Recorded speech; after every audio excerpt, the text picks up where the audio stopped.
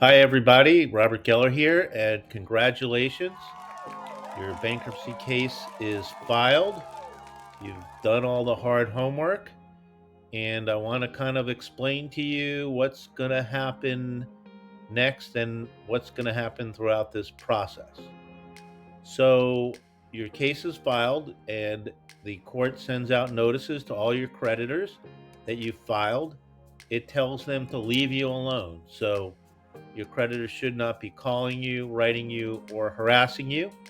If they are, write it down, the date and time they're calling you, who called you and their phone number, and let them know that you filed your bankruptcy. Give them your case number. Tell them we represent you about the debt, and they should not call you again. If they call you again, write it down again. If they continue to call you, let us know. We'll sue them, and we'll try and put some money in your pocket if they're harassing you. So, most importantly, the reason I'm shooting this video today is to explain to you about what is called your 341 meeting, or your meeting with the trustee, or you going to court, which you've heard a little bit about. What's going to happen? Before I tell you about the actual 341 meeting, let me give you some preliminary information. Number one, it's going to be by Zoom. I'll discuss that in a minute. Number two, let me tell you a little bit about how I would like you to dress. You don't have to wear a shirt and tie, but dress appropriately. Don't be wearing your bathing suit. Don't be in the hot tub. Dress appropriately. I'd also like, if you can, if you're sophisticated enough with a computer and with Zoom meeting, that you create some kind of background. I would prefer that really there's nothing in your background except for maybe your name. Um, the trustee will be looking at your background and looking at the things in your background and asking about them, um, and asking why you didn't list them in your bankruptcy schedule. So, a blank background would probably be best. Also, if you're going to be wearing jewelry, the jewelry should be listed in your bankruptcy. So hopefully you've listed all your jewelry.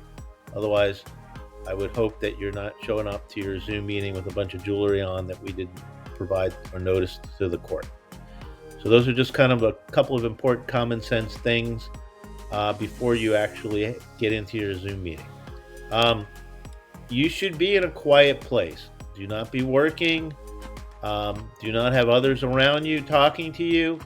Um, the U.S. Trustee's Office generally doesn't want you to be in the car. If you have to be in the car, make sure you're not driving. Be in a very quiet place. Uh, it's okay to wear headphones if the sound is better, but be in a quiet place. Do not have your cat and your dog on your lap.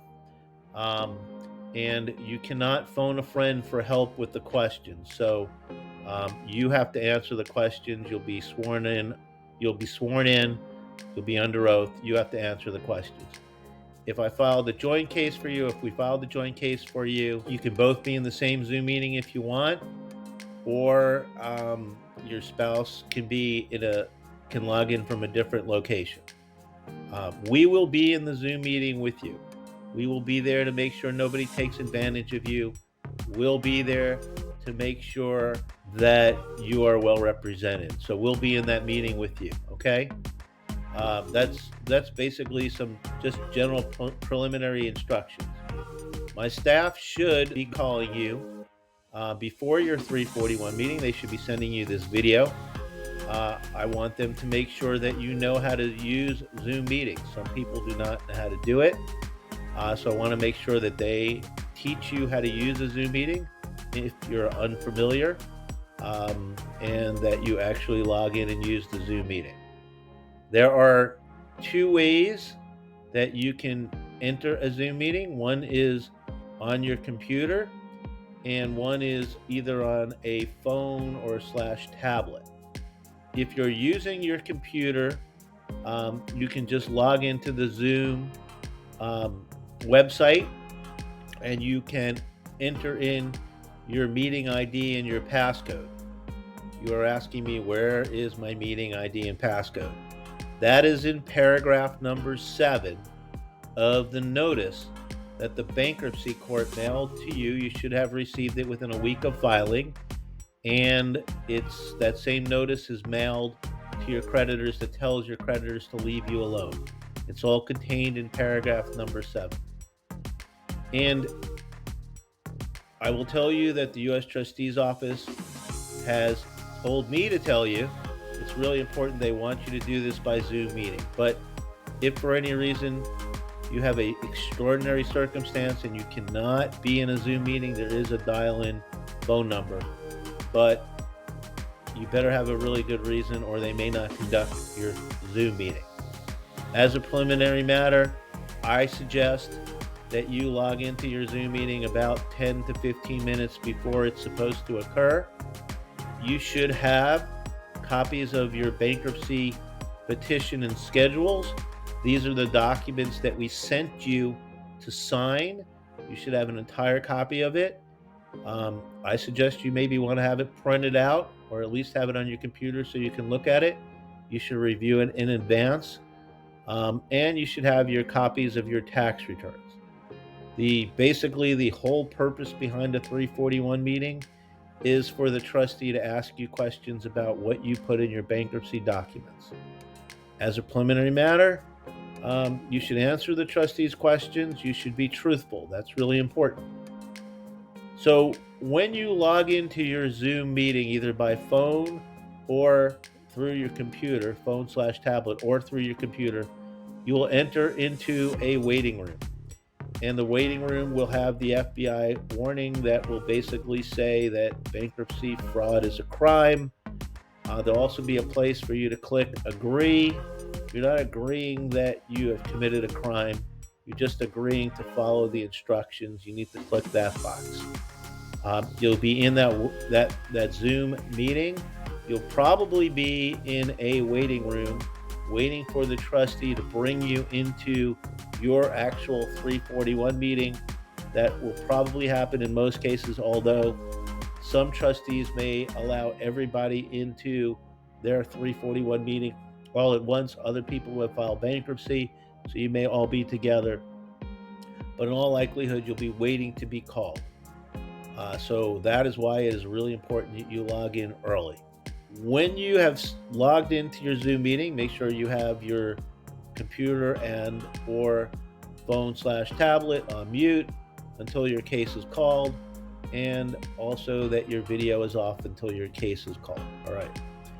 So once your case is called, we'll be in the Zoom meeting with you. The trustee will swear you in. And your next question is going to be, what will they ask me? They're going to ask you the questions that we asked you the first day we met you. They're going to ask you the questions that we went over with you before we sent you your bankruptcy documents to sign. But essentially what they're going to ask you is, did you list all your creditors? Because you're required when you file a bankruptcy to list all your creditors. They're going to ask you if you listed all your assets, everything that you own. They may ask you how you valued your assets. Generally, it's okay to say, I gave it my best guess. I did garage sale values. Your assets are listed on schedules A and B of the bankruptcy documents. Your creditors are listed on schedules D, E, and F of your bankruptcy schedules. There's also in your bankruptcy documents the SOFA, which is Statement of Financial Affairs. This is where they will ask you, essentially, have you transferred any assets to anyone in the last 2 years? Have you paid your friends or family back more than $500 in the last 2 years? Do you have any claims against anyone? Do you have any lawsuits or claims against anyone? And by the way, if you're filing a Chapter 7, if you get any inheritance within 180 days, you have to notify us in the court. You could lose your inheritance, so let us know if you have anybody that's, if you get any inheritance, hopefully you don't within that 180 days. If it's a Chapter 13, we always have to notify the trustee. They may ask you if you have a safety deposit box, but that's essentially what they're going to ask you. They may ask you if you have any other lawsuits. So those are generally the questions they're going to ask you. They're going to ask you if you read all the documents and if you understood them, and that was filed with the bankruptcy court. So that meeting will probably, in 95% of your cases, take 10 minutes. I know how worried you are about it, and you'll say to yourself, thank God, I worried too much, it's all over. And it will be all over that day. So, what will happen after your 341 meeting? Essentially nothing. Nothing for about 2 months. We won't call you. We'll be here to answer all your questions if you have any. But we basically have to wait 2 months because theoretically, there is a 60-day period for the trustee to object to your bankruptcy discharge or to your creditors to object. That doesn't happen in more than 95% of the cases. But we'll just wait. Once that 60 days comes after your 341 meeting, you should get your bankruptcy discharge. And by the way, you can't get your bankruptcy discharge until you do your debtor education class. By your 341 meeting, hopefully you have done it. But so make sure you get that done. But after 60 days after your 341 meeting, you'll get your bankruptcy discharge. After that, we're going to call you, congratulate you, and this is where the good things are going to happen. We're going to sign you up for the 720 program to assist you in rebuilding your credit. It's a great program. I hope you utilize it. It's included in the cost of the representation. It'll take you a little bit of work, 15 to 30 minutes a week, but if you do most of it, you'll find that within 12 to 24 months, you'll have a good credit score, hopefully a 720. And that's the kind of credit score you need to get good credit, to get a car loan at a normal rate, or maybe to buy a home. So please utilize that program. The other thing we'll do is my staff will call you and sign you up to have your credit report reviewed. That's real important that you have it reviewed because about 25% of the credit reports are not accurate after filing bankruptcy. Your creditors should show discharged in bankruptcy or zero balance. And that's why we're going to help you pull that credit report. So that's essentially all the information you need to know about what happens after we file until we're done. Please, please, please take that Zoom meeting seriously. Hopefully nobody shows up in the jacuzzi. I hope this has been informative. I know it's been a little long, but I appreciate it. I look forward to you getting done with this, and I hope that you are able to build the bridge to a brighter future. Have a terrific rest of your day.